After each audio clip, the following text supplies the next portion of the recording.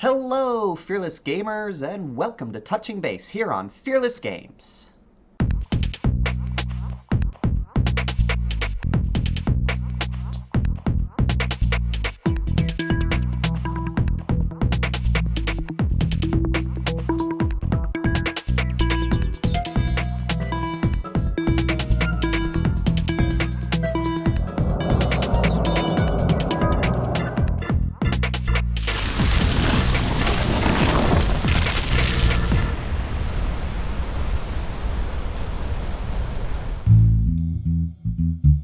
Welcome, everybody, and here we are, touching base and catching up here with the Fearless. I'm Matt, and today I am joined by... The Fearless. Also, Matt. And Phil?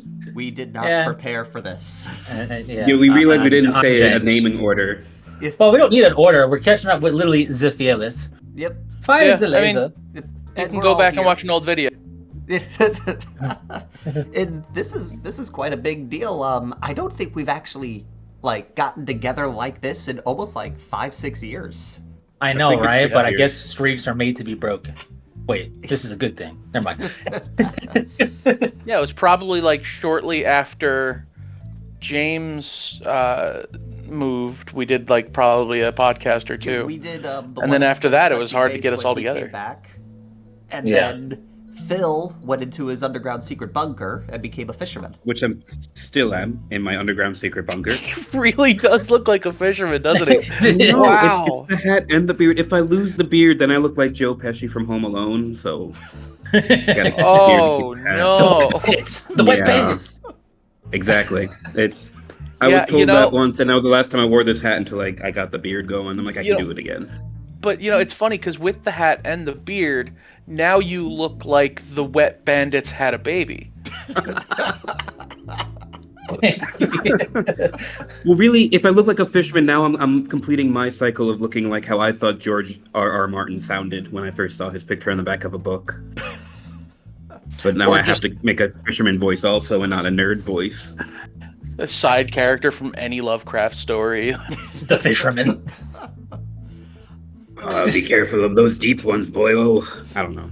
I've never read any of his. Sequel to The Fish Lighthouse. stories. You go to the Right? White House. You never read a Lovecraft story? I've only read, was it Beyond the Mountains of Madness? Okay.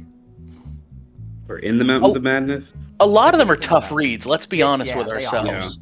The man had a very dense writing style. He did. That was. I had Yeah. to read Call of Cthulhu a couple of times before I understood what was going on, and For a class or something? no, just I bought on this the Necronomicon, and I was just like, I want to Oh, read this okay. stuff. I misunderstood what you meant by I had to read it. I thought you meant you. Oh, There like was a I necessity. had to read it. The only story I could follow was the Innsmouth story because of the video game Call of Cthulhu Dark Corners of the Earth, which explains the whole where you reenact the story. So I knew what was going on in that one, but the other ones I'm like, what's going on here?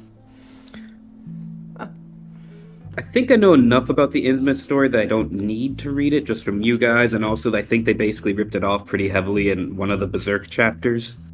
It's easily the It's most ripped off Lovecraft story of all time. It's the one with the most fishmen. So people love really those fishmen. go for it and grab the fishmen. And it was also the first story where he used a character from a previous story and pseudo-connected some stories together.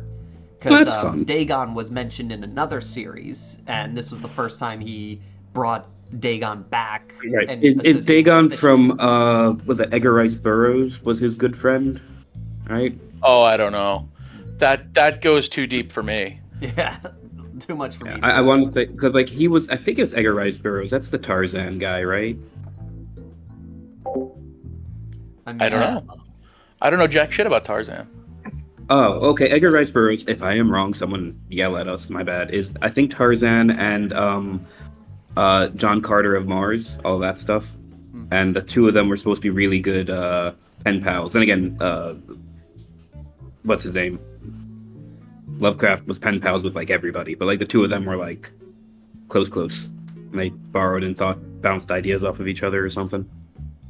I'm not sure, but I just feel like Lovecraftian horror stuff has Could you check to see if transcended the actual Lovecraft stuff to just be anything Oh, really 100%. zany and out there. And it's kind of like analog horror is now. Like analog horror has transcended what they use for it, and it's just anything that resembles something super creepy and hyper realistic to the point of being fake. But you can't look away, and you're like, "This is terrible. I can't sleep now." But it's okay. The analog horror thing bothers me. I recently saw, like, I follow a couple of artists on Twitter, and like one of them does like dinosaur stuff, and recently has been kind of taking it down a horror angle. And so they did like a Photoshop of like a photo of their backyard, but they put like a silhouette of a dinosaur in there.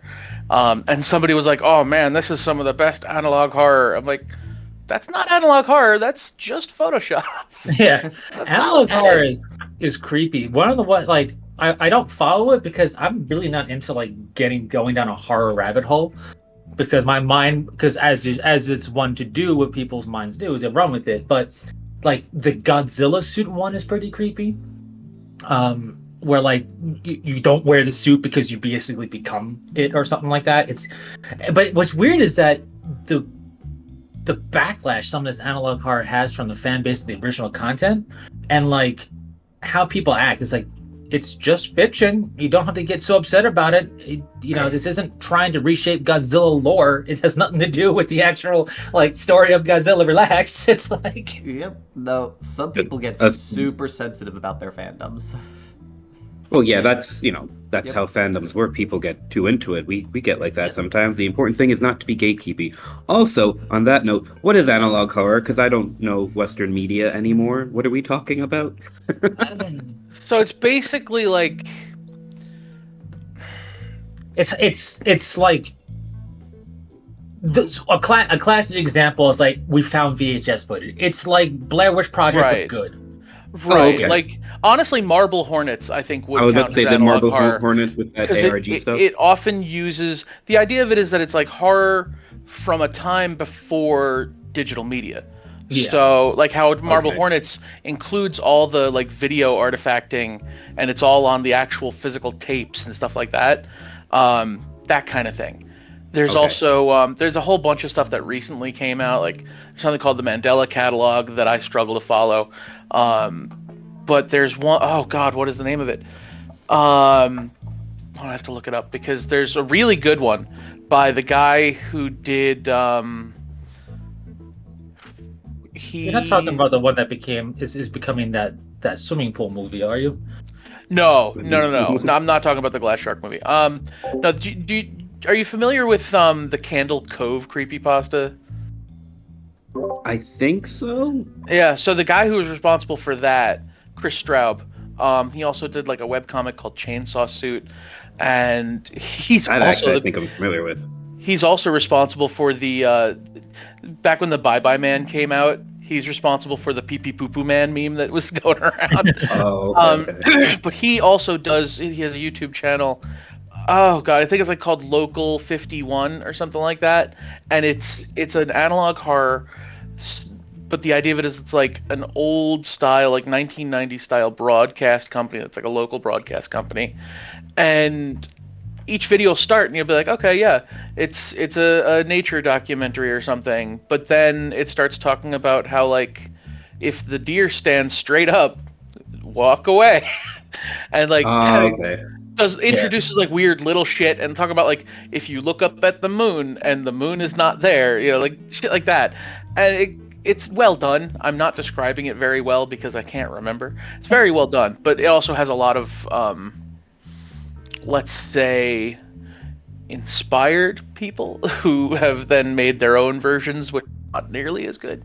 Yeah, you get a lot of copycat stuff with that, and with analog horror is almost sometimes ARG-ish, and basically like Five Nights at Freddy's has a lot of analog hard VHS tape stuff guys, it got more popular even before the movie came out. And also, if you look a way you can kind of transition, if you wanted to transition to analog hard, just look up any SCP containment videos, and you'll easily see stuff that says if you like this, watch analog horror. Got it. Okay, well, thank you for explaining that for me and the one listener who doesn't know what this stuff is. Man, Five Nights at Freddy's shit goes weird though, man. Anytime I try to look up that lore, I get so confused. The lore is confusing, but at the base core of it, it's a very dark franchise. Oh yeah, dead kids inside of animatronics, like that's. But like a little even bit the fucked. movie, like I watched the movie, I liked it. I liked the route they took with it. The animatronics looked amazing. I love that the company had to come out and correct people because they're saying you went overboard in CGI. Like, no, that's all practical. That's all practical, and it looks so good. But Jim Henson's Creature Shot did an amazing job with that. But oh, I didn't know they did that. Now I'll actually go watch that movie because I'll watch anything that their Creature Shop does because it's honestly not bad. Like it's a solid like B+ for a horror movie. and it does a really good job at two things: taking this ridiculous fandom that is Five Nights at Freddy's the franchise and boiling it down so you can watch the movie without knowing anything about it and not really be lost and follow along with its plot because it's separate from the game plot. And it does a really good job at doing something PG-13 while not necessarily being scary, but being very dark. And there's a difference in horror from scary horror thrillers and stuff and dark. And it's dark when you actually think about what's going down. You're like, wow, that's kind of dark. Well, that was one of the things I found surprising about the movie because the games, at least the first couple of games, were built around jump scares. It's all jump scare horror. But the movie was actually a little bit more atmospheric than it was jump scare horror. Like there were a couple of moments of like, oh, they jumped out at you, but mostly it was like it relied on the audience knowing what's up as far as like these animatronics are going to kill people. I found that really surprising and I thought it was kind of refreshing. Definitely, because it was solid. I don't know if it's a hot take to Five Nights at Freddy was the Nick Cage ripoff movie, which was Willy's Wonderland. Yeah, which was Willy's hilarious. Wonderland was great. The fact that Nick Cage didn't say a word the whole time, top tier. Oh yeah, no, that was great, and I think it is refreshing. And my hot take is jump scare movies are lame because you quickly get acclimated. You're like, okay, where's it coming? And you don't really pay attention to what's going on. There's no real. In a game, it works, right? And Five Nights at Freddy's was just indie little thing trying to make a buck. But in a movie, you don't. If you know, okay, it's jump scares all the time. You don't care about the character development. You're not paying attention because you're like, I gotta prep for when I get scared out my boots because they're doing a crazy jump scare. And how can they top the last one? So when you go more atmospheric and when you realize, oh wait, these are kids that were killed and then possess these animatronic suits because their bodies are in there, which is all part of the game lore, and that these are just kids and they're still kids. And when you see some of the stuff in movies, like, wow, they're just kids trying to have fun, but they're being screwed up.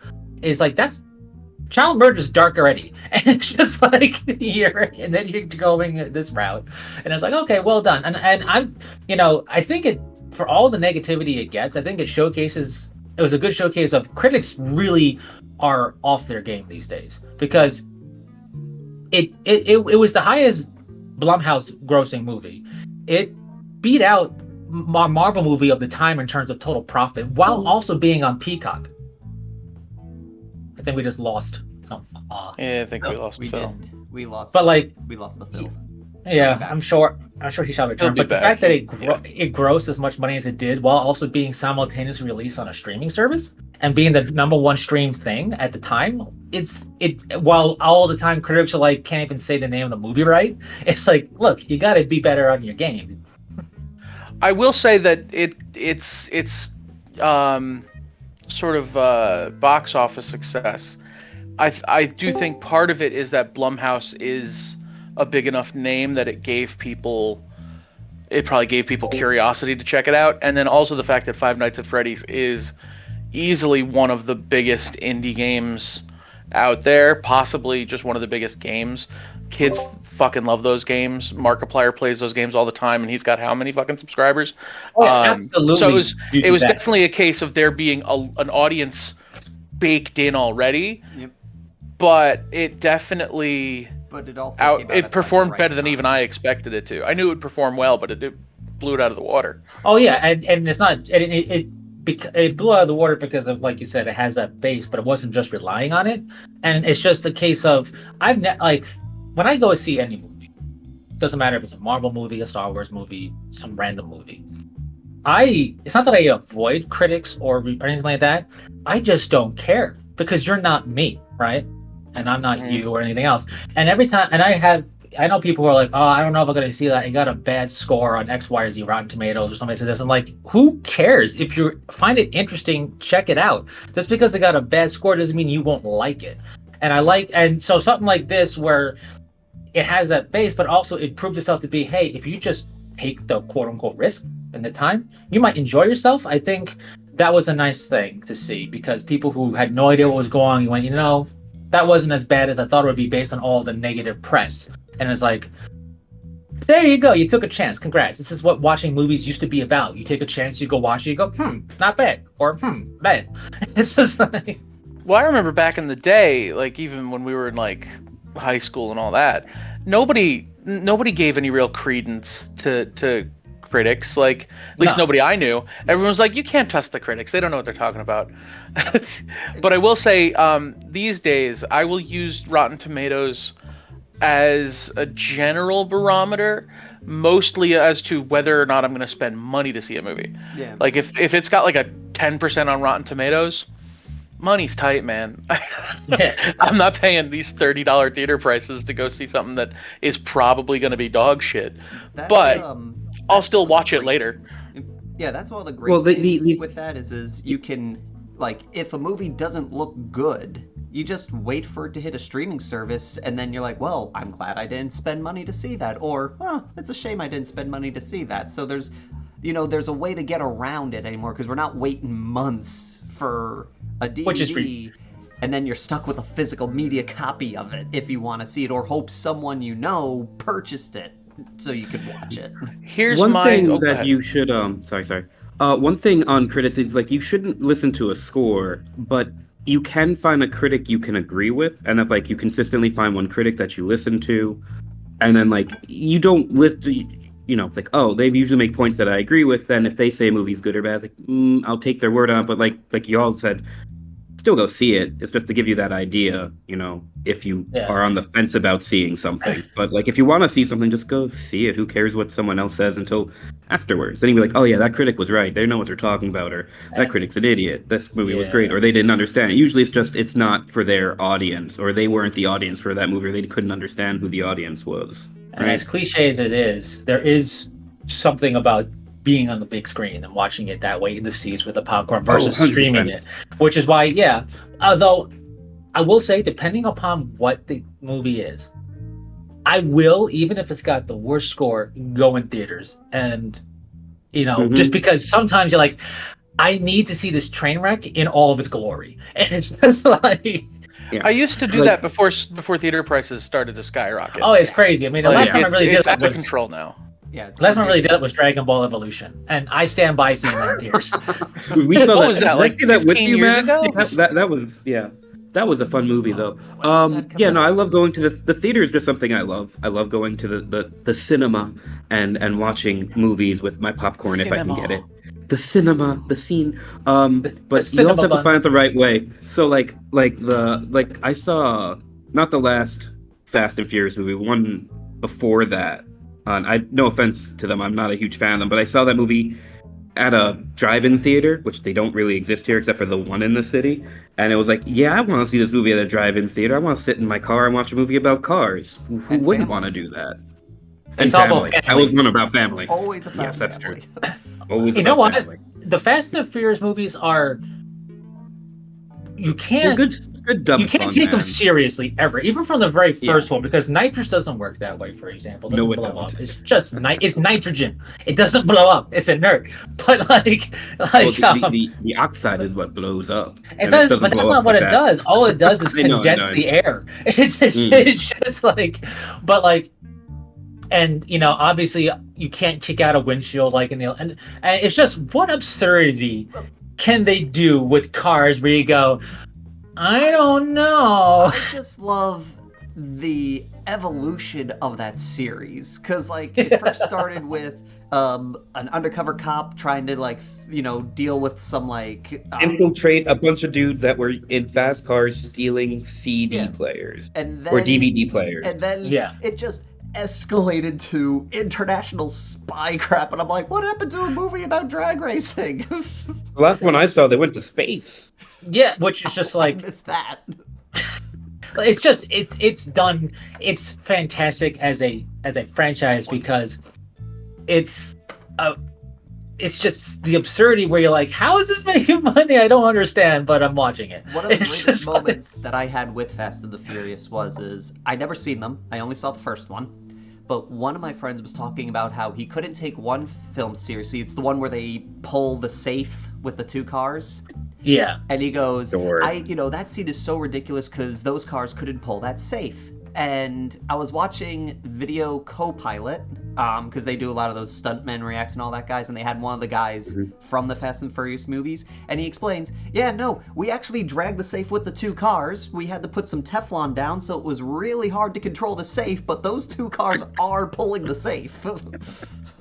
It's just there's nothing in the safe.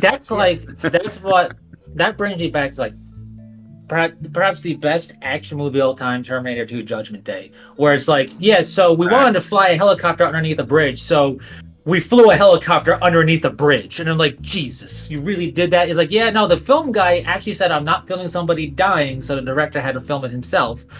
But no, to get that shot, we flew a helicopter under a bridge. We didn't make it up. And it's like, it's fantastic. It's amazing. But you say that, but then there's also the I don't want to bring up tragedies, but like filmmakers doing cool things like that is cool. But then you also have ones where they break all the rules and then people die. There's obviously Twilight movie, not Twilight. What's that other movie? Older Twilight Zone movie. But like unneeded death because of ignoring. I thought you were talking about the Paul W.S. Anderson nonsense. Huh. No, that was. But with Terminator 2, it's not that they broke rules. They had a highly trained stunt pilot, and they had a controlled environment on the road. It's just that it was really tight, and the camera guy was uncomfortable, and that's understandable because you're like, you want to fly a helicopter under a bridge. It's one of the best chase scenes involving a helicopter and a vehicle ever. And like, it's one of the best chase scenes. And it's just like Terminator 2 Judgment Day is such a standout as being one of the best action movies of all times and one of the best sequels of all times, where it easily just it breaks all the rules of what a sequel should be doing. And it's just like, no wonder why they always try to replicate it in all the other Terminator movies that make a buck that have come out since. What was it? Not Genesis, but the one that came out when they brought Sarah Connor back and they literally just recreated parts of Terminator 2 only with more explosions. Dark Fate or something like that. Yeah, I can't. Yeah, I didn't watch that one. Something about fate. That one I actually liked. I'm sure it's not. Look, I know. I don't care. Terminator is awesome. Yeah. It doesn't matter. Even 3, I'll enjoy watching because you got machines blowing up stuff. What else? What do you want? I know a lot of people hated the beginning of Dark Fate, and I'm sitting there going, look, I understand you're saying this character is pinnacle and everything, but if you really watch the movie he's introduced in, he's only important for the first half. Once Sarah Connor comes out, he's a MacGuffin for the rest of the movie. Like, he doesn't do a whole lot but scream people's names. Are you on my list? But speaking of catching up with everybody, what are some of the hobbies people are getting into right now? Oh God, actually getting on topic. What are you? Unbelievable. I know. Who wants to go first? What?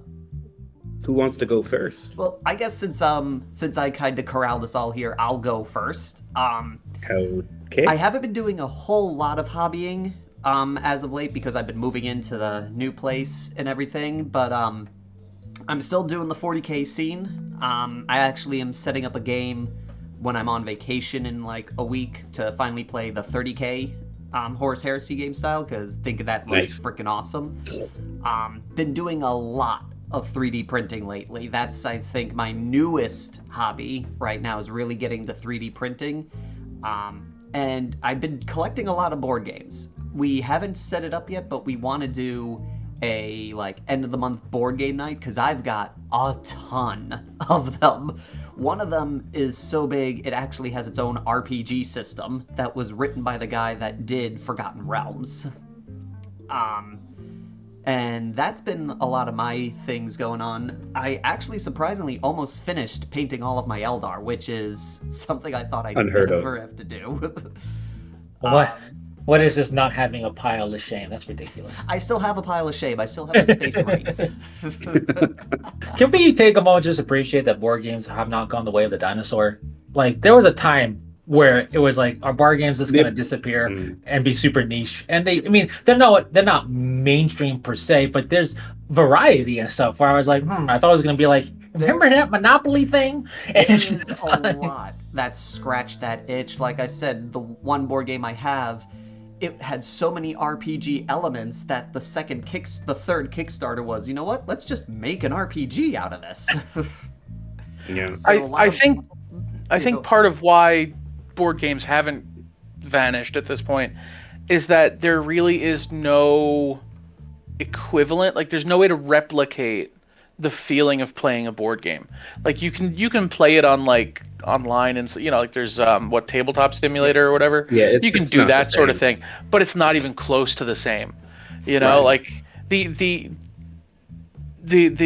just the feeling of sitting down, even just for like a game of fucking Chutes and Ladders, or I was trying to think of like not a super deep cut one. Risk. Or Settlers of Catan. Risk and Monopoly destroys friendships, and also that's why I didn't want to say Risk or Monopoly. And life, because I don't know anybody who likes the gateway drug. And the game of Settlers life and Ticket to Ride about where you're going. Yeah, trouble. But like, there's nothing quite like sitting down to the board, the pieces, the cards. Like, they're a pain in the butt to set up and clean up, but they're I don't know, they're a unique fun. experience, and when you have a unique experience that cannot be replicated in another form of media, be it digital or whatever, that industry's probably not going to go anywhere until that activity completely falls out of favor, and I don't think it will. I honestly don't think it will. Oh no, it's just I'm glad it's still like you can find it in a big box store. You don't have to go to like, I found a guy in an alley. He's got a board game we can buy. It's like, because it's a zany action. It's a crazy contraption. I mean, come on. Just a guy scratching himself in an alley talking about Catan. You guys want to buy? You got any more of those sheep?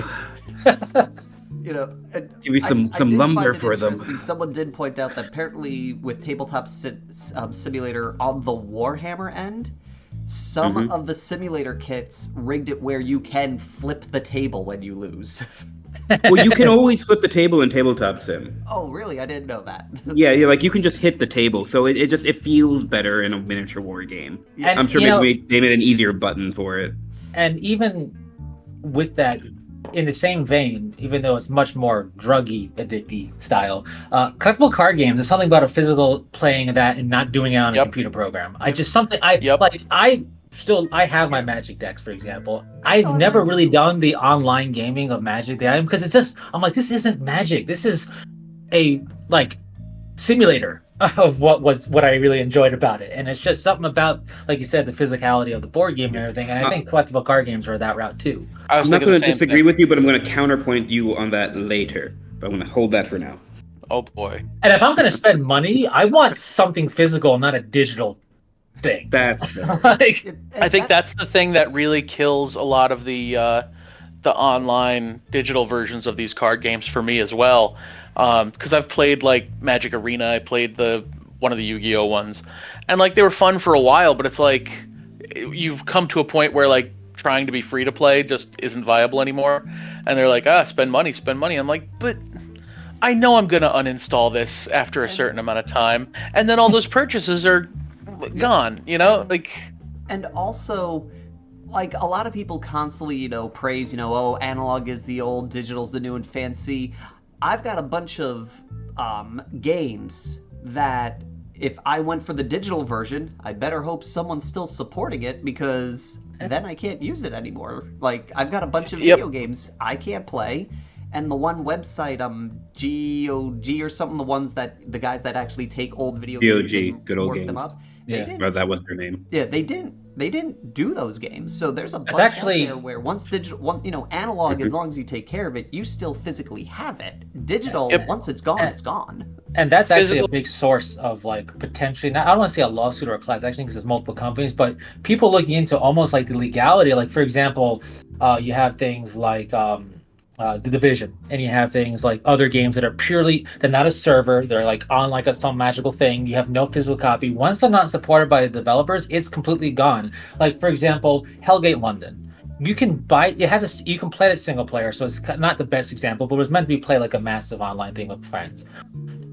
You can still play it. You have to download a patch for it to be even playable on modern machines because modern machines and old stuff, but it's still playable. It's something physical you can play. If you load up a dead game that was an online style game, you can't play it. So people are like looking at is this even technically like following the law of like mediums? And there's actually a whole big like not investigation, but like a study going on to see what's with this stuff, which is pretty interesting. Well, even beyond that, the one of the big concerns with digital media, particularly in regards to video games now, is that more often than not, if you like read the fine print, when you buy a video game, say off the PlayStation Store, instead of buying a physical copy, you're not buying the game, you're buying a license to play the game, and that leaves the option for Sony to, out of nowhere, say, okay, you can't download this game from us anymore. Oh, you uninstalled it? I guess you can't play that game ever again. Yeah. A great example of this, not necessarily something you paid for, but the PT demo that came out God, over a decade ago now. If you They pulled that from the PlayStation Store after the game got canceled, and it was such a major thing at the time because it was a masterclass in video game horror. But it came to the point where if you had a PS4 that had that on the hard drive, your PS4's value actually went up because it was the only way to get that experience ever. Right. And I wish I could remember off the top of my head, but I think recently, I think this is less a video game thing, but it might have been a show. Some service that was the only way you could actually watch a certain show just pulled that show completely.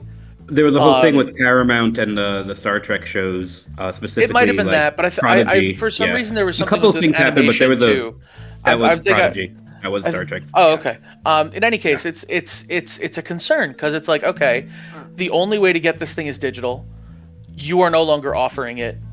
This is now dead media, and it's a concern. I do. You mentioned something about class action lawsuits. I do think ultimately it will lead to that.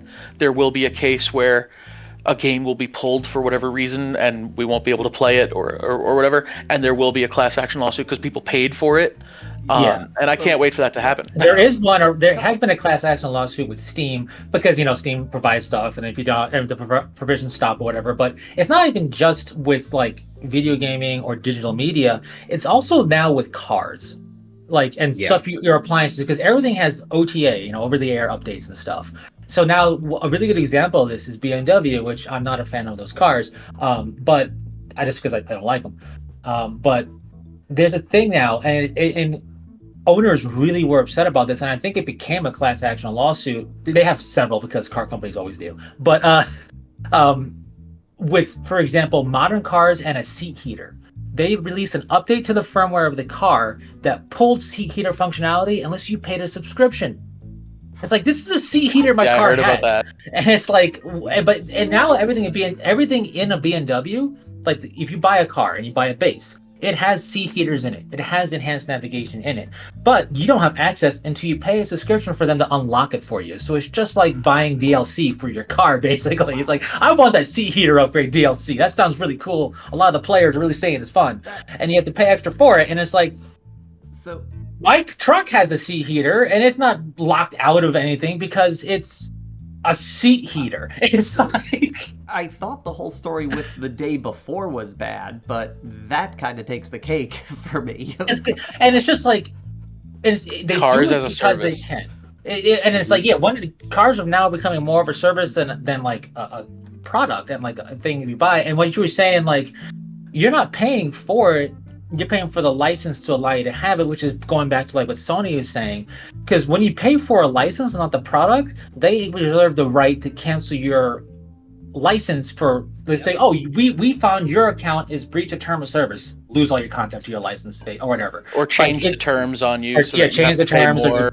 and it's just, and it's to the point where people, I remember when like microtransactions was like the devil for everything, and it's like we're way past that now, buddies. If you're still playing about microtransactions, microtransactions are still the devil. It's just everything is now microtransactions. Everything is going into the service instead of the product thing, except for our traditional analog games.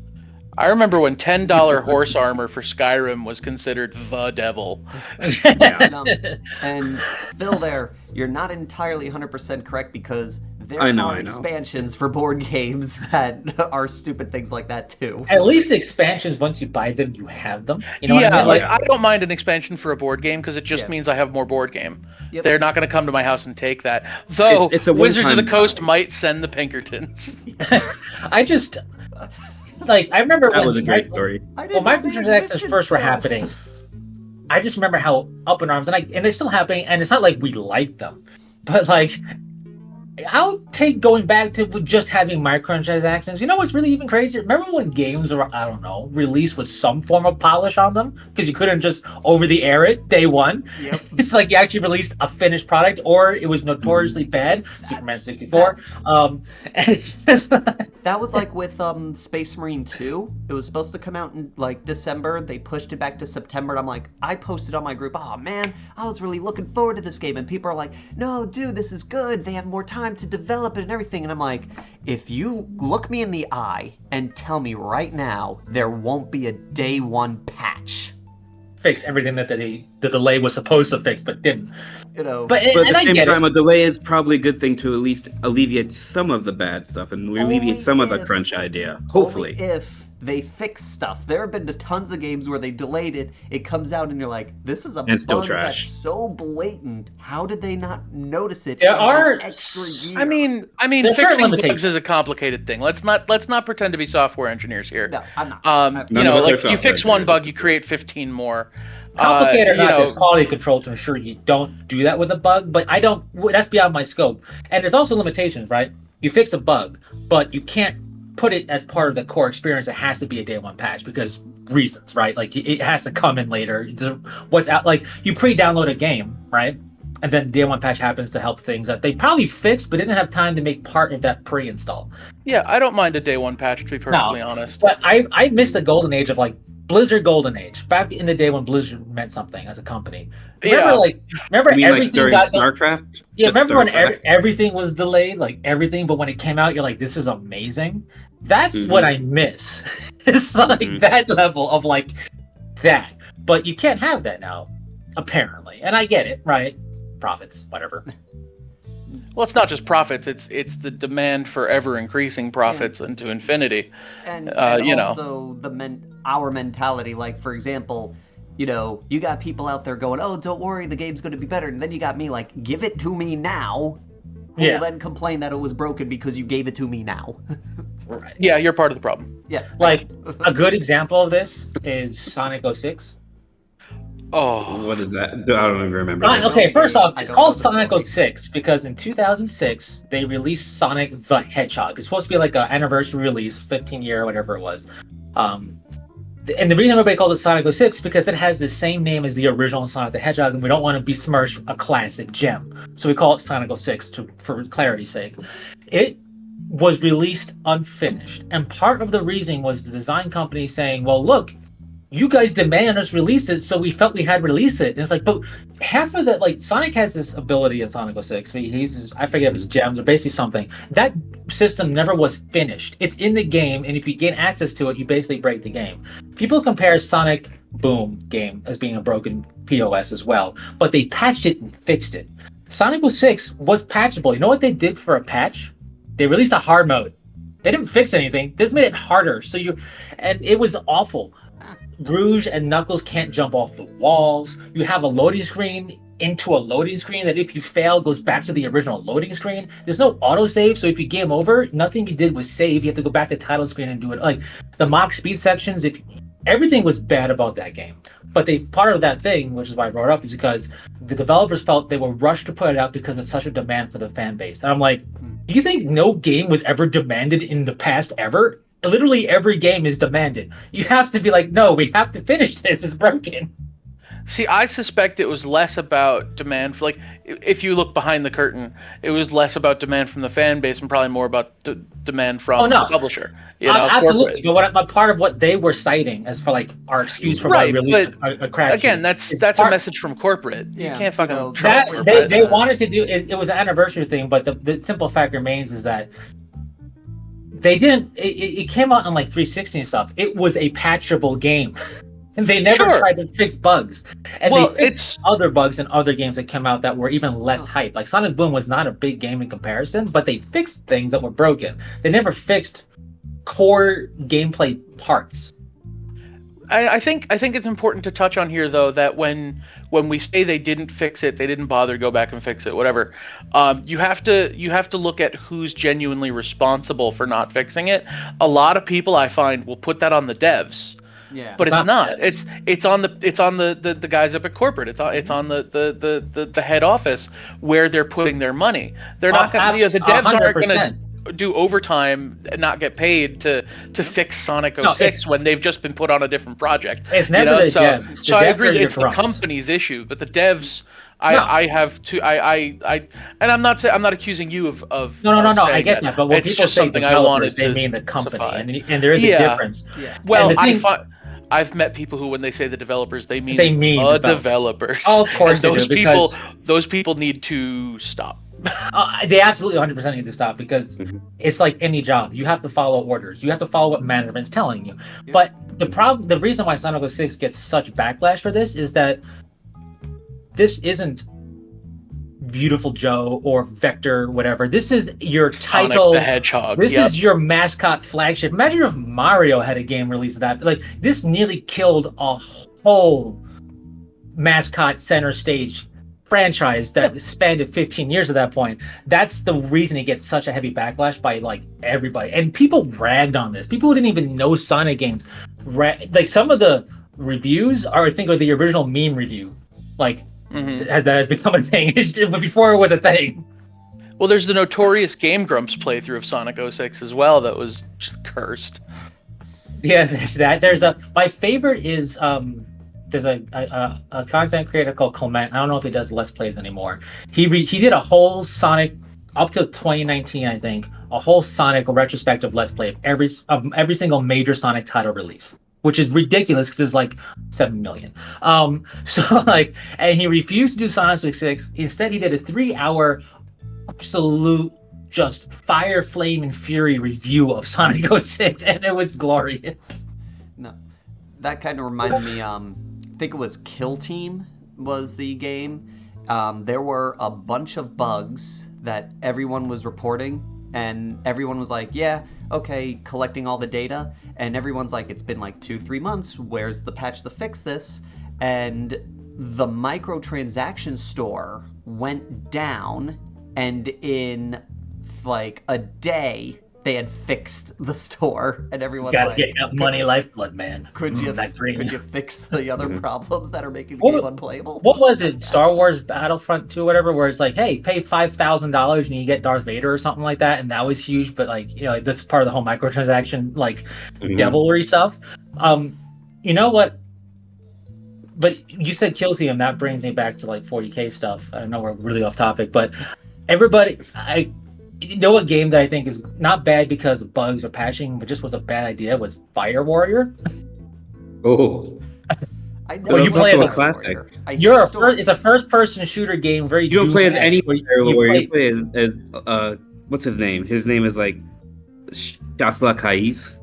You play as like Rambo the Fire Warrior, and it becomes absurdity upon absurdity because when you play a video game in any franchise, you break suspension of disbelief because it doesn't matter what the rules are for an RPG or a tabletop war game or a card game.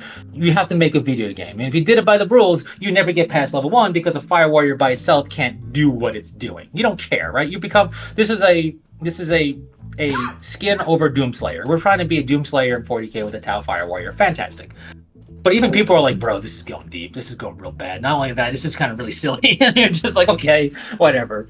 But Ken, before we get back on topic, because we keep derailing ourselves, mostly my fault. Can we appreciate Doom Guy for a second? We just bask in the glory that is Doom Guy, because Doom Guy's great. so cool.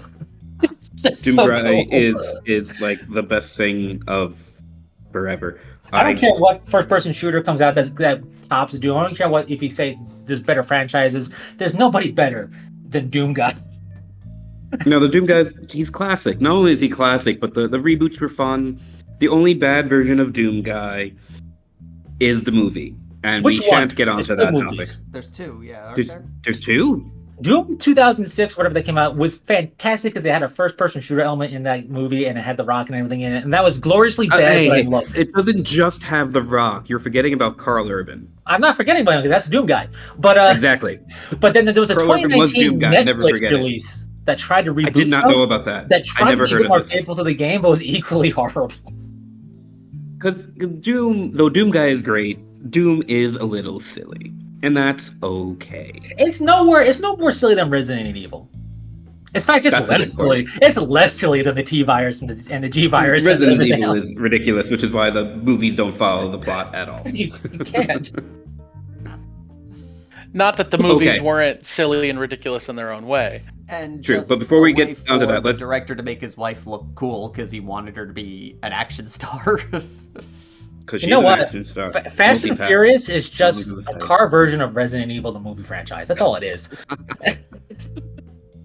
Okay. Let's get back on topic. Biz, is there anything else that you're doing? Yeah. No, that was it. What are all you guys been up to? You pick who's next. Who picks next? Oh, God. We'll go to this side. We'll talk to Matt. I'm on the other side of you on my screen, so Yeah. Same. for me, you pointed literally On the screen that's at recording, nothing. You pointed to I'm looking nobody. at you. So yeah, I actually kind of fell off tabletop wargaming almost entirely. I'm be honest, I was only ever really into it for painting the minis and hanging out with people, and when the hanging out part kind of dissolved to an extent, I was like, okay, whatever. I'll still paint some minis though, because I had some minis that were unpainted. But like, I've also been having problems with like my hands and my wrists, so painting minis became more and more difficult. And then after I moved out of my parents' house and in with my now wife, I didn't really have a good setup for a while. We both have ADHD, so it took us forever to actually like get things organized in the house to the point where like I had a space to do hobby stuff. So I didn't do all that much painting, and I ended up kind of rediscovering a love for model kits, like very specifically Gunpla and Zoids. So in the intervening years since you last heard from us, that's sort of been the bulk of my like active hobby stuff. I have other stuff where it's like I do some collecting, like I have figures and stuff that I got from Japan or whatever.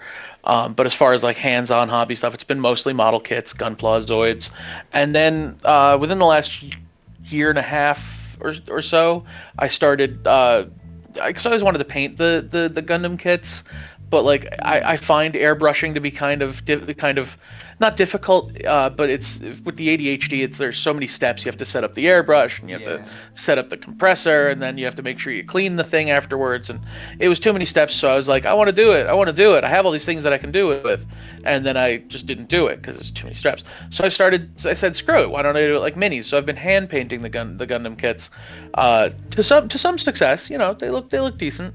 Nice. So that's what I've been doing with the painting end. And most recently, I also have been getting into the 3D printing. I got myself a 3D printer just before Christmas, and I printed a Daredevil helmet that I need to post process and paint. I'll probably print like a bunch of Mandalorian helmets or something. I mostly got it to print helmets. I like helmets a whole lot. Helmets are awesome, and 3D printing is something that every time I look at it, it's like I'm like, I need it. Yeah, I just it's haven't done wild. it yet. Yeah, I've been wanting to get the 3D printer for quite some time, and finally the printer I wanted was like on sale, And I said, all right, cool. Because I wanted to get one that was big enough to print the helmet in one piece. I didn't want to have to do like the jigsaw puzzle to put the helmet together, and then I'd be worried it was going to shatter on me. So finally, there was a printer that I found. It's the Neptune 3 Plus by Elegoo, and it finally went on enough of a sale this past like Black Friday, probably because the Neptune 4s came out. And I said, screw it. I pulled the trigger, and yeah, I've been happy with it. That's cool. So, I think when it comes to like model making, be miniature, whatever, I don't think even like doing 40K miniatures or other wargaming miniatures, they can't compare to. I don't know if maybe obviously you're doing it, so you probably know what I'm saying, but there's something about opening up a model kit for the first time and just looking at the sprue and the instructions. You're like, this is awesome. And nothing can compete. Miniatures can't compete. There's something about just any model kit, a Tamiya, a Gunpla, any good model kit. Just like you open it up and it's like, oh, and it's just really cool. Yeah, and there's something very satisfying about the kit coming together. Yeah. You know, like you're building whatever the inner frame is on your Gundam or whatever, and you're like, okay, I'm not sure how this is going to come together, and you click together the two like outer armor pieces, and now you have a leg, and it's like, yeah. There's just something about that. It's just yes. And all of a sudden, every time you move the joints, you hear the Gundam sounds. Yeah, in your head, you're just like, yep, there it is. I have 2.5 kits. Well, then you make the sounds when you're playing with building it. You're obviously, totally obs. Yeah, all the time. And the painting of them's a lot of fun. I built two. I built the Char Zaku 2, and I built Tallgeese. Mm-hmm. But I built Tallgeese. I remember your Tallgeese. It was a Tallgeese 2 kit that can make a Tallgeese 2 or a Tallgeese 3. The nice thing about Tallgeese 2, you build it that way, you paint it, it becomes Tallgeese 1. So I did that to make a Tallgeese 1. So I know the painting is a lot of fun on those things. Yeah, and then you drop a really tiny piece, and you're like, no! And you want to throw yourself off a bridge.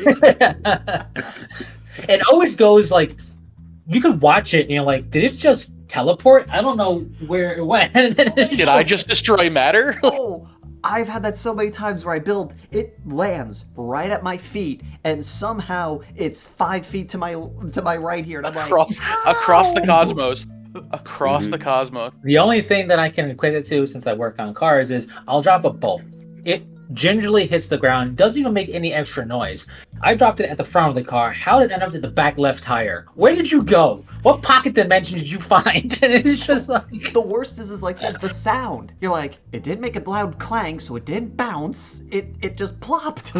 Yeah, it just plopped, and now all of a sudden it's across the shop. I don't understand. It's just like... Just magic. And now you'll have to make it a battle damaged version of the kit. That's the I love that excuse. It's battle damaged because not because I dropped anything, but because I wanted it to be. It's also like when you screw up clipping it off the sprue. I didn't mess up. It's battle damage. Oh, I feel bad. Some years ago, my buddy Mike, you guys know Big Mike. When I was getting back into after many years of being away from it, because I kind of forgot I liked it. Like back in like middle school and high school, I was building kits pretty regularly, and then college hit, and I guess I forgot. But I was getting back into it. I want to say 2016, 2017ish, and my excitement caused my buddy Mike to go out and buy a kit of his own. But I don't know how much experience he had with them, but he went and he bought like a master grade of the Death Scythe. The Death Scythe custom specifically. What a good chassis. He texts me a couple of days later, and it's like, I'm gonna throw up. And I'm like, why are you texting me that you're gonna throw up? He goes, I just snapped the head of this fucking thing in half. Oh no. You can't fake that part. You can't hide that. I told him, put it in the box, bring it to me. I'll see if I can fix it, because I have all the hobby guy stuff. I have the green stuff and the milliput and the files and all that shit. And he did. He put it in the box. He brought it to me, and I said, I'll see what I can do, and I'll get it back to you as soon as I can. This was again 2016, 2017. It is now 2024, and that box is still sitting in my closet. Sometimes you open up the crime scene, you're like, we're gonna shut that. And we're just I never opened it. I never once opened it. ADHD. Oh God, don't tell him that. ADHD is strong, man. ADHD will stop you from doing stuff you want to do all the time. But I did make it up to him because I bought him a Rathalos Funko Pop from Monster Hunter, and he had already bought one. So I took it home and I painted it as I hand painted it to be an Azure Rathalos, so the blue equivalent, and it turned out really, really nicely. I was very happy about that. He was thrilled to receive that. So yeah, I made it up to him. Yeah, the equivalent exchange and all that. Yeah. So Phil, what have you been doing in your white void? Oh gosh, in my white void, there's some marks in the back for there. a minute there, I thought that was on my monitor until you shifted. No, me like, too. Okay. And then I thought, I was like, why is my monitor messy? I know it's not clean. I'm like, oh no, that's behind me. It's behind me. That's 3D, man. That's the kind of staining you don't tell anybody about. Yeah. So there's a lot. So since the last time we did stuff, what was that, 2011? Roughly. Maybe for me. So 2011 is when I kind of fell out of 40K stuff just because life happened. It was right when I got into Infinity 2, which kind of sucked because I liked that game. And Matt, wait, you still have my 2011? models. No, it wasn't 2011, man. Was it later? You didn't leave until after I got married. I got married in 2017. Oh yeah, we were still playing. You were literally my 2017. best man. Yeah. Yes, that's true. 2011 is when I stopped posting stuff. I forgot that I still as far played as like, Infinity. but as far as like being here and doing hobby stuff, I think it was you left like what, August of 2017? I left August 2017. So in so August that's 2017, I left the country of America, and I'm now in the white void, wherever this is. I've had a lot of hobbies since then. I've picked up and given up on 2 traditional instruments. The shakuhachi, which I still have mine, but it broke. But whatever. And then my pipa, which is a Chinese lute, which I am looking to sell. I learned for about 2 years, but my hands just can't do. Matt's complaining about his hand problems. I also have arthritis, and I cannot do a runja, which is when you do the. That looks painful. Just looking at you do it. It's just doing this perfectly circular hand motion with your right hand to get this constant sound, and when I play, instead of going da da da da da da da da da da da da, I get da da da da da. Da, da, da, da, da, da, da, da, da, da, da. And like I couldn't really do it. I'm like, you know what? I love this instrument, but feel bad. Just I love it, but I can't do it. You make millions. The ravages of time. Yeah. But no, so I picked up and gave up on 2 traditional instruments. Then also, back in the day I did what would now be called HEMA, but back then we just hung out with medievalists and sword fought. But couldn't find any HEMA stuff here, but then I got back into Kendo, so I've been doing Kendo for a few years, which has been nice. It's fun hitting people with sticks, consensually. Even more fun when it's not and you get away with it. Am I right? Wait. Hey. Yeah, and then this year, during the COVID times, can I call it the COVID times? I started making a foam helmet. I was locked in my apartment for about 2 months by myself, so I went a little crazy, maybe.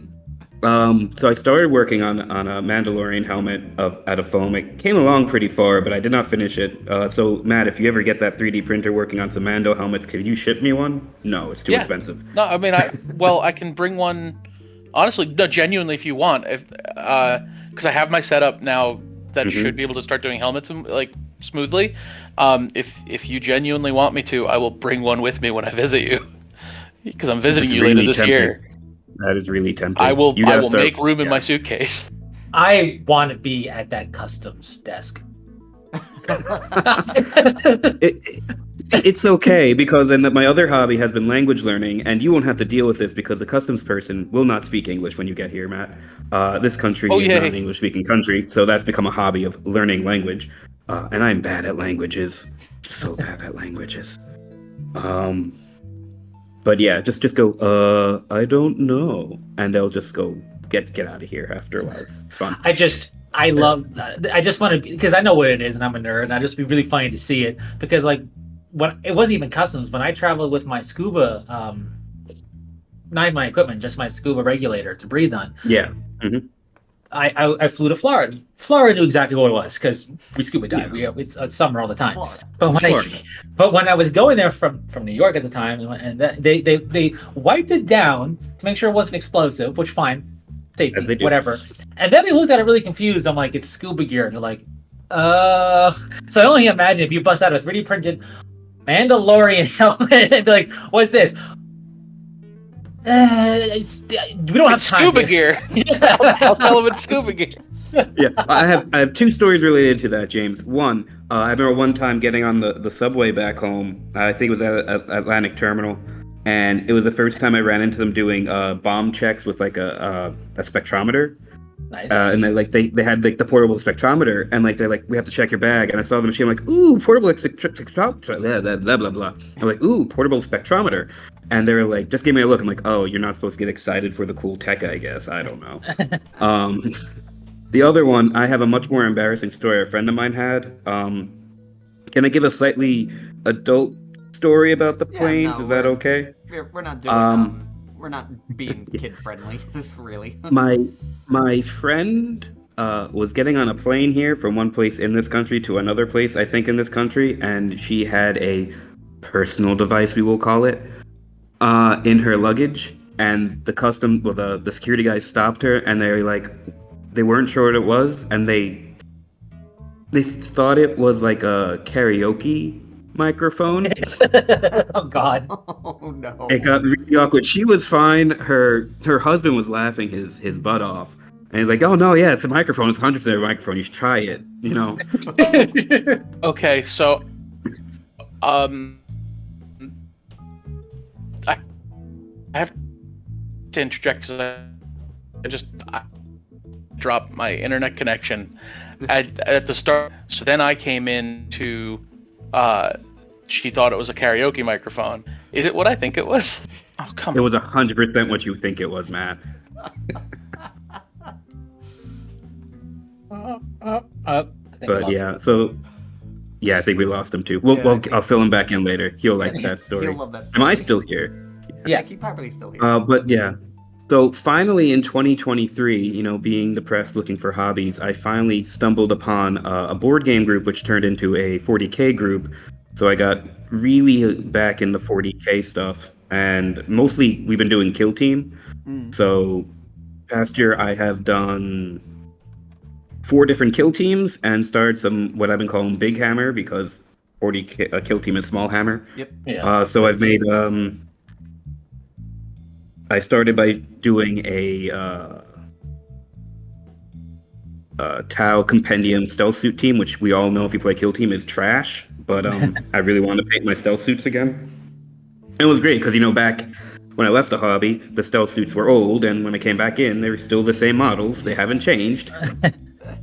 But it on was, Instagram, we'll have pics of his kill team stuff. Yeah. I'll So send better keep pictures your eyes eventually for to you that. also. Keep your eyes out for that. So so that was my first kill team. They weren't good, but I made them, and I wanted to finish it because I wanted to finish the one Tau Sept that James and I mostly came up with. But I know the other 2 of you guys were involved with, and so they were my noisy boys. And so I made those guys. Then I had to make something decent, and I made my only time I'll ever finish a Space Marine army, because this would be the only playable full-size Space Marine force for any game I'll ever make, because I'll never make a full 1,000 or more points of Space Marines, and that is a White Scar Intercession, which I'm very happy with. They're very nice. I did a total of 11 models for that. The Sergeant has magnetized arms with every option except for the Thunder Hammer, because the Thunder Hammer sucks in Kill Team. I don't care what you say, it's not fun. So I didn't make it. Because stun weapons are only good when you shoot. See, he's here going like, oh, I went crazy. I magnetized a single model. I got 10 models that are 16 magnets in all of them. Yeah. That's fair. It was crazy for me because I haven't done any of this in years. It is true. It is advanced techniques. Yeah. Then I went on and made the best kill team, being the ever classic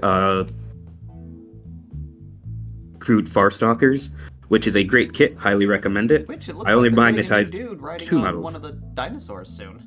Oh yeah, no, we're going to get more Crude, which brings me back to my if we ever talk about why I don't play Tau in normal 40K, it's my main issue is there's not enough auxiliaries. Like I like Tau, but I like Tau for like The sub races.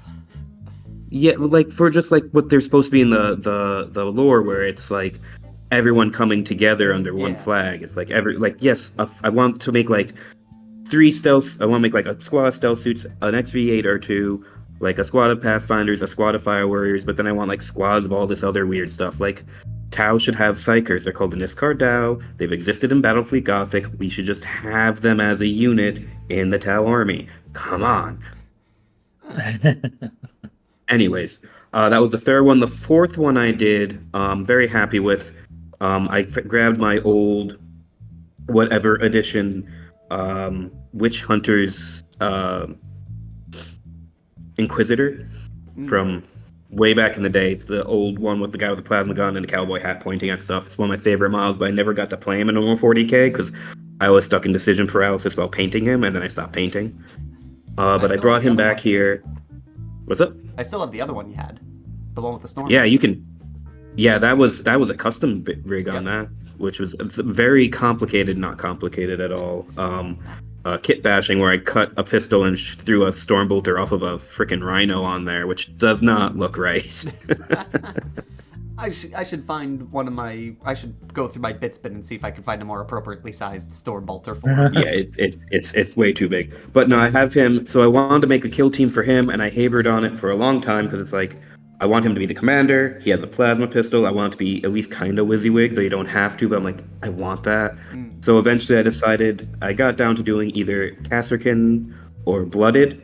And I went with Blooded because I thought it'd be a little bit more fun. Plus, I also really want to make a Kasrkin team, and I'll do that this year. But I want to use like the actual models for that. And I didn't want to like put him in with like a Kasrkin team and not use the actual commander ever. So like, I made a Blooded team, which of course is a Chaos team, but they're led by an Inquisitor. And then to be just really ridiculous, I'm like, well, what do I want to put with him? I want them to be like Inquisitor and his elite dudes. So I went and got a bunch of recasts because they're out of production of Elysian Guardsmen and kit bashed them together out of like 3 different Elysian kits to make all the other guys. Yeah, I was very happy. They look cool. And then I got a Slave Ogren from Necromunda, and those models are amazing and make me want to play Necromunda, but there's no one to play it with right now. But so I used the Slave Ogren for that, and I just got the bits I wanted for the last guy. So one of the guys on the team is a trench sweeper, which is supposed to have a shield and a shotgun. I mean, pretty beefy in the game, but like I didn't know how to make him, and then I found the Crusader from the Blackstone Fortress mini game. Okay, yeah. Yep. Yeah, which is the plastic remake of the old metal Crusader from back in the day. Yep. And I'm going to do. Right. Yeah, you probably. That's the Crusader Nice. right there. Yeah, so I found the plastic version of him, just sold separately. Got that. Got a 3D printed shotgun, and now I'm just going to have to figure out how to kit bash him holding a shotgun instead of a sword, and then I'll technically be finished with that one. But they're playable already. I've played 3 games with my Blood, and I just sent the pictures to you, Matt, the other day. Yep. That's that for that, and then there was some talk of us finally starting to play some Big Hammer because the group I'm playing with right now, one guy has like 3 full armies, but the rest of us are all kind of starting out. So to figure out what to play for Big Hammer took a lot of thought, and I'm like, screw it, I want to make knights. Nice. Giant stompy robots. They are cool. They are the faction where I love the kits. I look at them and I'm like, I want to own that. And then I go and look at something else. Yeah. I've done that, but like for this, I'll be very honest, I also don't want to spend a lot of money on it. So I've been really focusing on finding them either secondhand or recast. So there's a lot of recasting here. So right now I have 3 armigers, and again, you'll notice that if you follow anything about knights, armigers come in boxes of 2, so I should have 4, but I'm cheap, so I got 3 recasted ones. I've painted 2 of them up so far. I'm very happy with it. The third one I will do sometime this year. It'll be the first model I do this year, probably. I just don't have the time this month to model, so hopefully I'll get back into it in March. But the way I've been going, I should be able to finish 1 armiger in about 3 weeks. Nice. And then I have to think a lot about my model budget, but then my next big buy will probably either be a Lancer for Big Hammer, I love Lancers. or Casterkins for Kill Team, or maybe getting into Warcry. Fancy. My only big purchase, if I do anything, is probably going to be the Deathwing set. Yeah, fair Yeah. enough. Belial I'm being really looks careful sexy. about. Belial does look great. I'm being really careful about having the pile of shame, mostly because as I started out new, it's just like only buy stuff that I plan to use. So right now, my pile of shame is one Armiger and one guy for Kill Team technically, and it's not a pile of shame. It's just that's what the space is, because mostly I do not have the space to contain everything else. No. It's pile of opportunity. I've got a lot of bits I need to get rid of now because of all the Elysians I had to buy. I've been to make, like, selling and a dudes. lot of kits lately. I Yeah. took a bunch of the crap and I basically did the same thing. I was like, okay, look, what did I buy because it was cool? What am I actually going to use? And Yeah. I broke it down and I started making some hard decisions. Like, I sat there going, I've got Thousand Suns in 40k and 30k.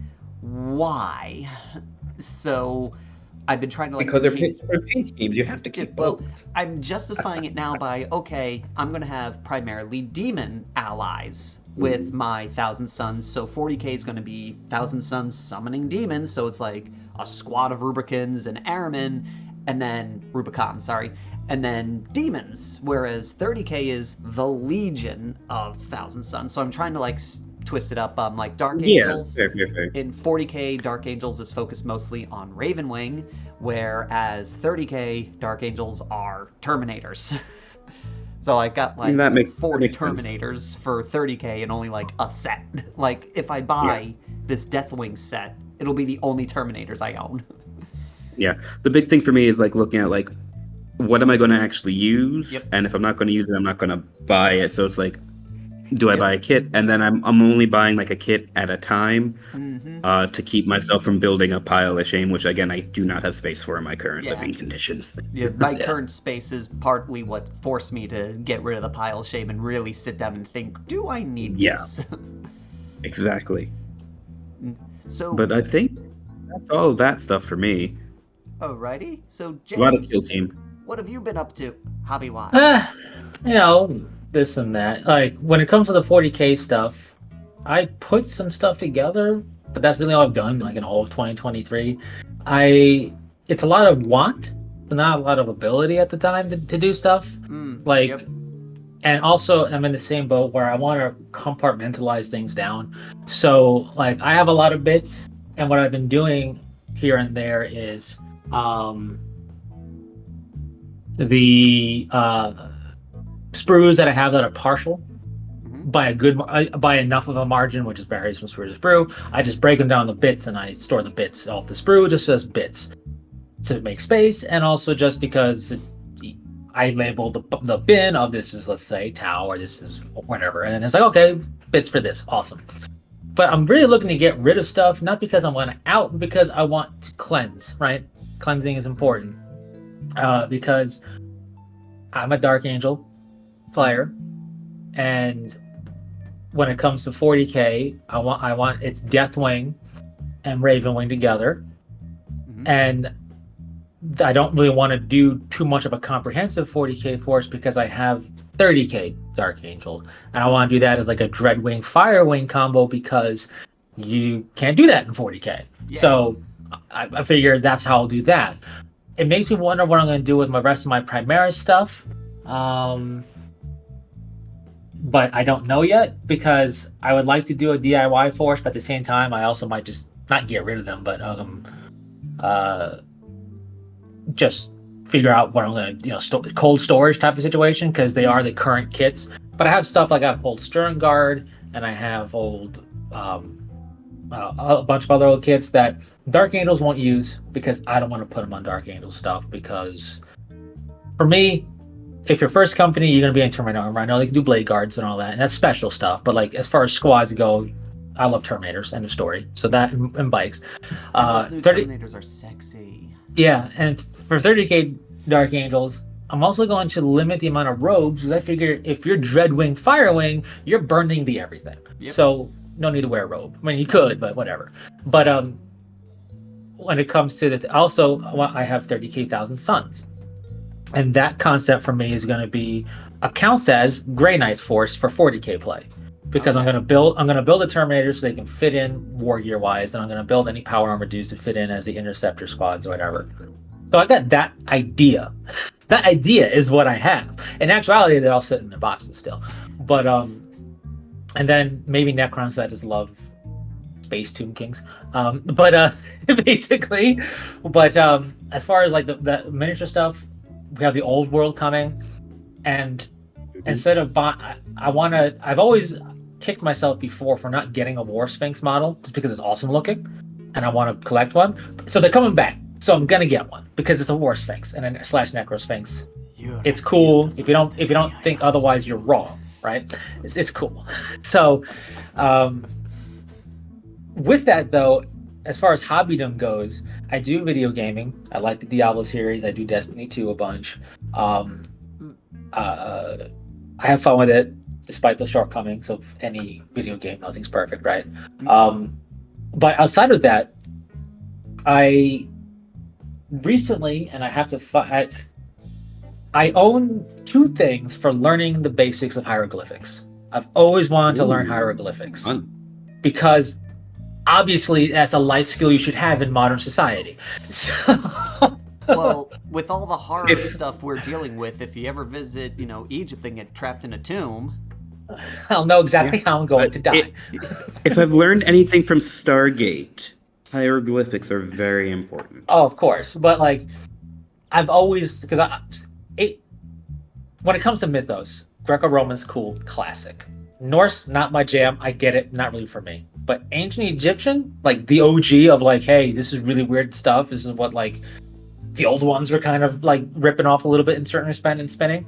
I just love the idea of like the mythos behind what's going on there in the hieroglyphics and their mythology. So I've always wanted to be able to like go to a museum, or if I ever get to go to Egypt, if World War III doesn't happen, not just be told this is the cartouche of whatever, but be able to go, that is in fact the cartouche of whatever, because I can read it. This ancient scroll, it's someone's takeout menu. It's funny because I've actually saw like one of the things I was looking up before I eventually got the book, and then this other like online learning thing that you just buy, you do at your pace, which I also got a physical copy of because I like tangible. Is I was looking up a video on what is quite literally a recipe for making ink. And it's just done in hieroglyphics, and it looks so majestic and arcane, but it's literally just how to make ink.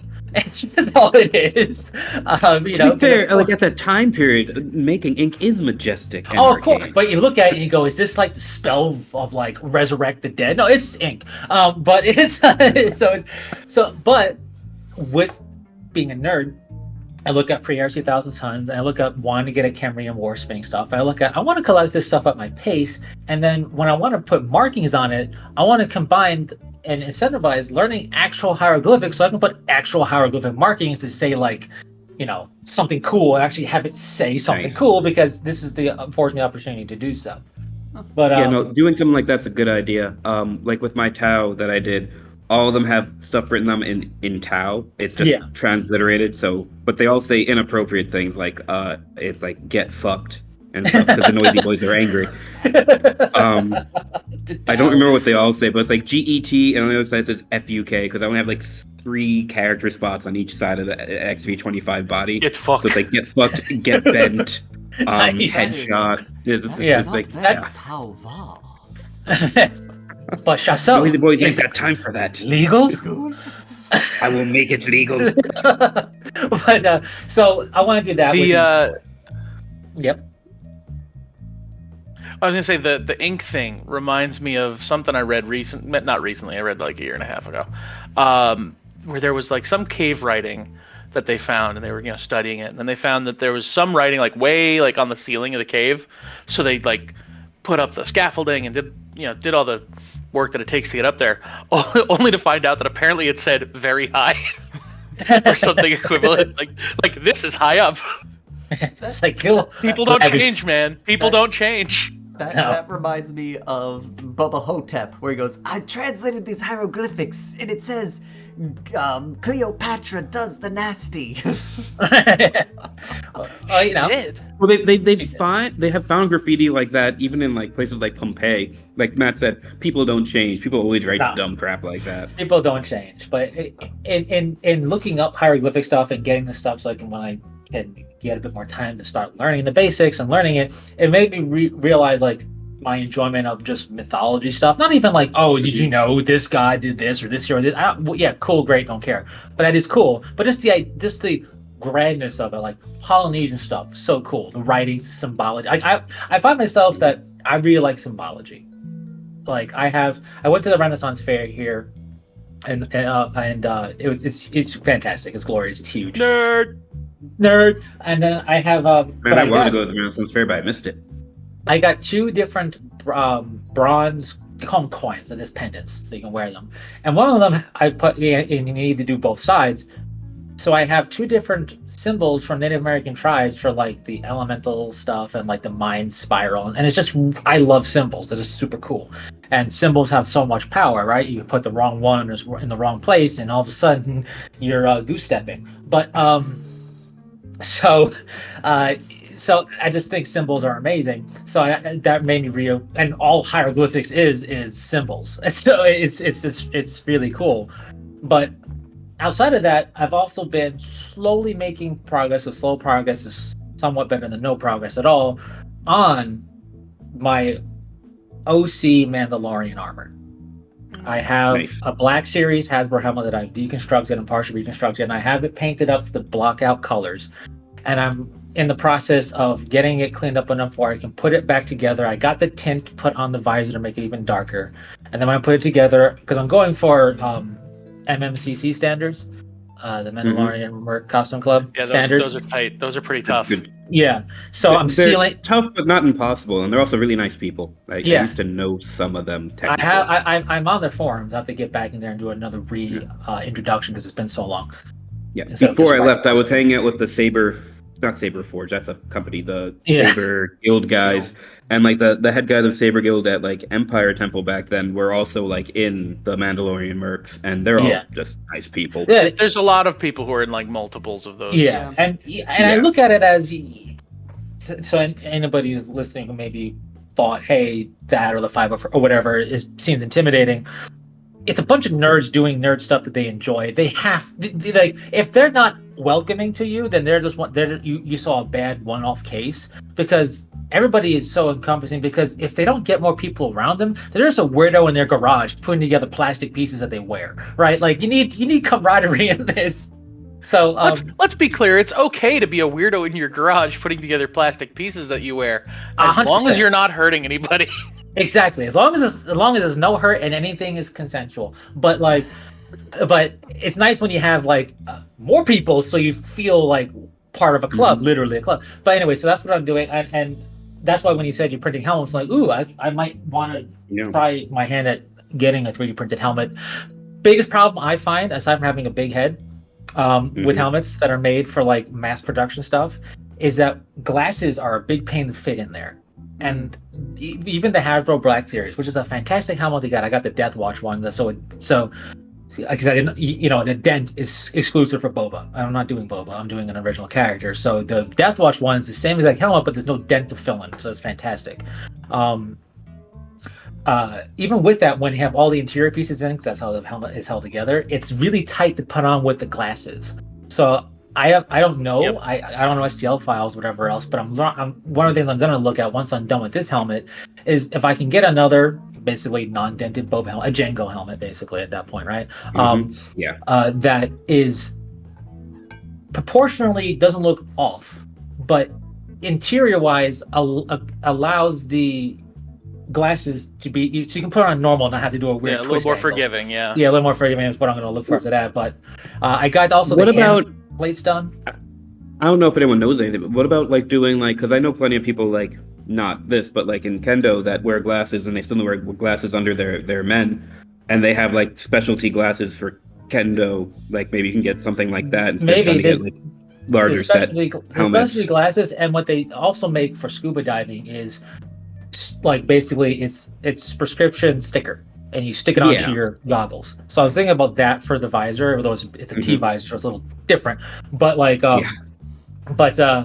got the hand armor done, and I'm going for like I'm not looking to do like Boba Fett but a different color scheme or Jango Fett but a different color scheme. I'm taking what has become the heavy Mandalorian armor plus the Jango Fett helmet, but not all of the heavy Mandalorian armor, like the chest plate, the shoulders and stuff. It's a mixture. It's a hodgepodge, but it's all legit because you can do that for a certain like era. And having a comma because I gotta have a comma. I just think it looks so cool. How can you not have a comma? You're not wrong. It does look cool.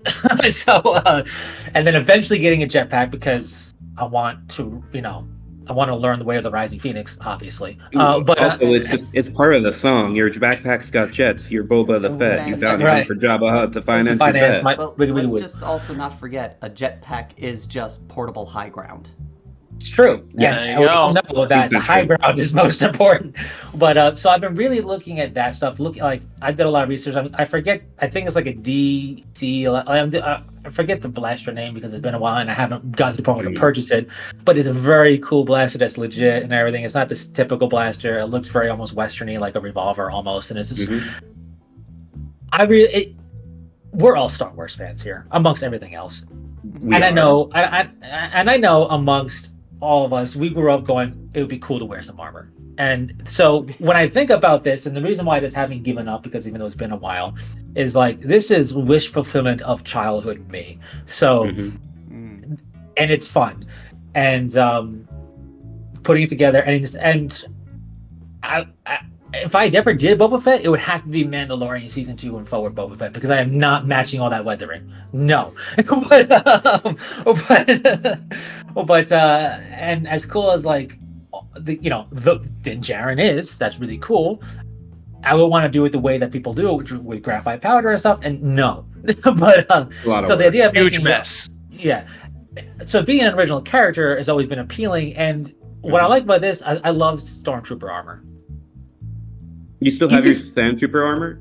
I still have the helmet, and I still have the shoulder guard and the backpack. And I would like to do that, but I can say I'm an original character all I want. You believe me because they're all looking the same anyway.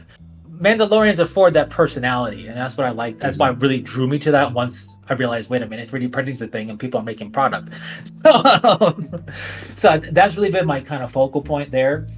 It's just been real slow going with moving around and stuff that I've been doing, and that's also been why I pulled off with the miniatures a bit because I want to focus the time I have when I'm not gaming, because gaming is that quick pixel crack.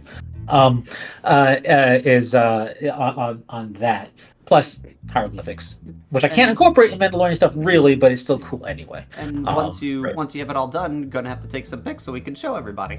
Oh, absolutely. Obviously, when I have it all done, I'm gonna dress for the job I want. Fair. I just remember that point I was going to make. You reminded me, James, about pixel crack, and then Magic Online stuff.